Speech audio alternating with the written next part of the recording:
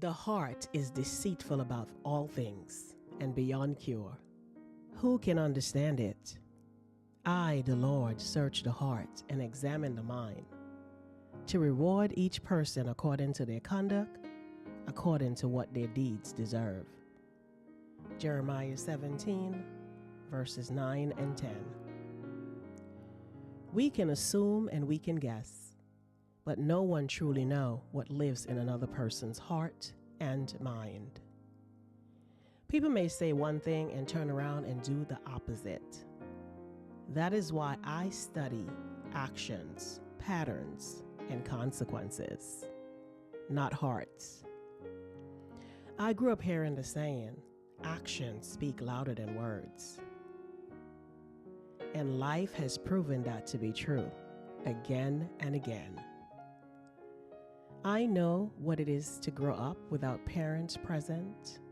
I know what it is to lose the person who felt like home. I know instability, moving from place to place, living with relatives and strangers, sleeping on floors for years, battling hunger that made my body react before my mind even understood what was happening.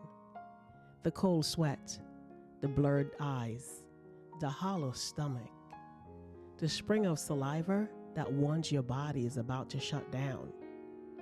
I lived that long before I knew how to put language to pain.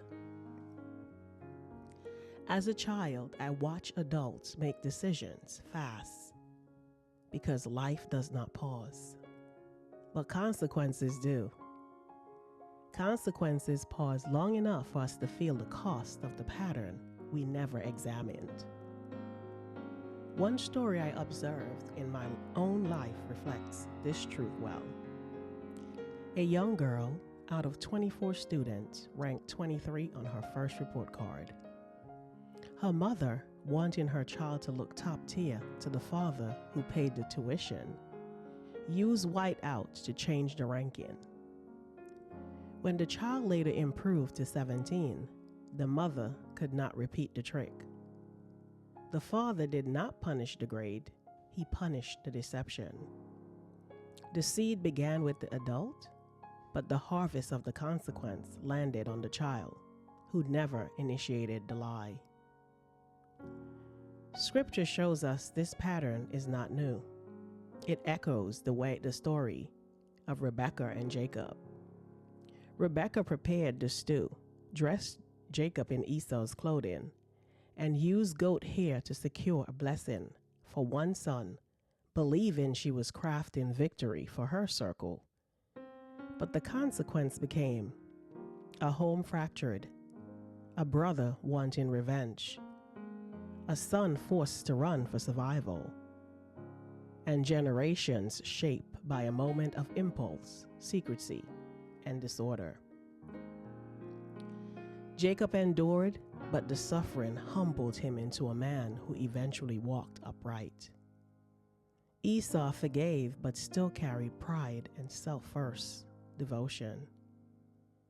And the seed did not stop with either of them. The harvest traveled forward. This is the principle. When patterns go unchecked, consequences do not just return to the one who started them, they fall on everyone tied to the circle, especially those who never had the power to choose the path. That is the human cost of unexamined choices. And this is the eternal answer.